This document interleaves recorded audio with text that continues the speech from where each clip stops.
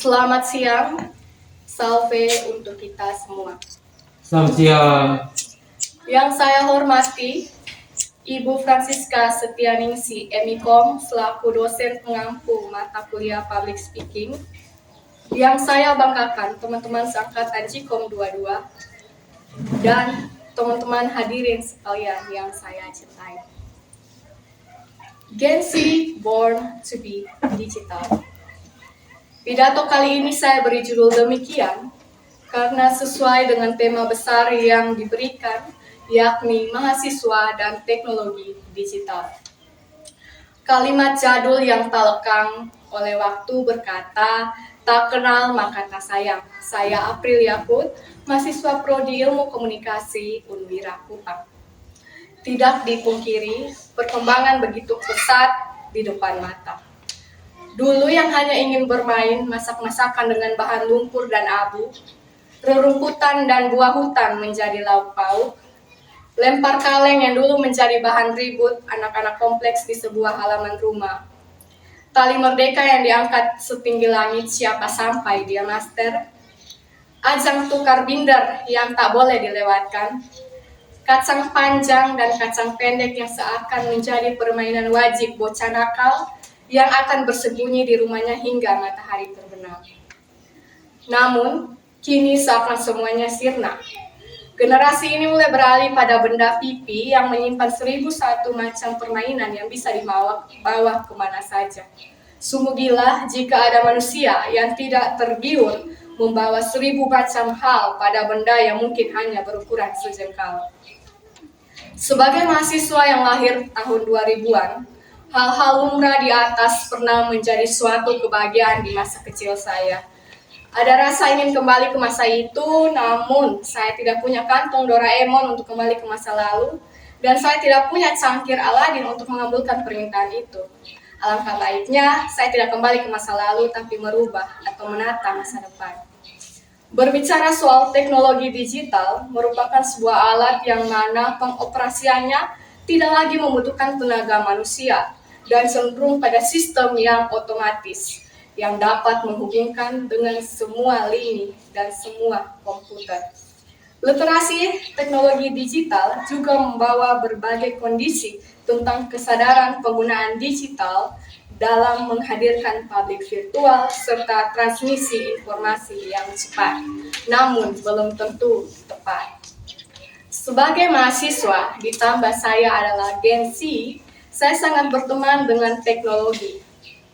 Saya adalah generasi yang begitu paham dengan penggunaan gadget, komputer, media sosial, dan sesuatu yang berurusan dengan barang digital. Saking pahamnya terhadap teknologi, hal ini menciptakan sikap instan yang begitu jelas dalam diri ini. Pengandalan akan teknologi begitu besar, sehingga saya begitu lalai terhadap lingkungan sekitar. Lingkungan mahasiswa saya umumnya mengandalkan mesin pencarian yang biasa disapa Om Google untuk menjawab pertanyaan yang diberikan. Lalu, apa fungsi buku cetak yang begitu tumpah ruah di bilik yang kita sebut perpustakaan? Terkesan begitu cepat dan gesit, teknologi membantu. Tapi dia juga mampu menciptakan daya kritis melemah bagi mereka yang terbiasa hanya mengandalkan teknologi atau handphone atau komputer atau internet untuk melakukan atau menjawab semua pekerjaan yang ada. Menurut studi yang berjudul Digital Citizen Safety Among Children and Adolescents in Indonesia yang diselenggarakan oleh Kominfo dan UNICEF, bertujuan untuk menyediakan informasi-informasi penting tentang cara-cara kelompok usia mulai dari anak dan remaja dalam menggunakan media sosial dan teknologi digital.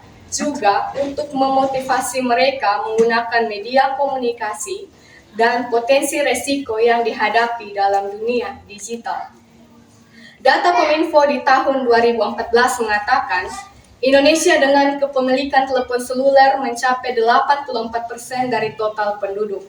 Hal ini mendorong UNICEF untuk bermitra dengan Kementerian Kominfo serta Berkman Center for Internet and Society, lalu Harvard University, dan untuk melakukan survei eksistensi terhadap perilaku digital generasi muda.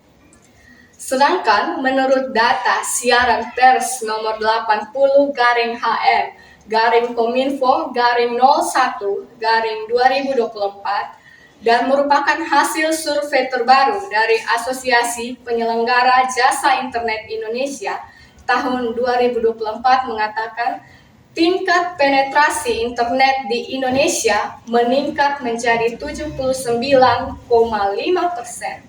Dengan demikian, terdapat 221.479 jiwa penduduk yang terkoneksi dari total populasi 278,6 juta jiwa.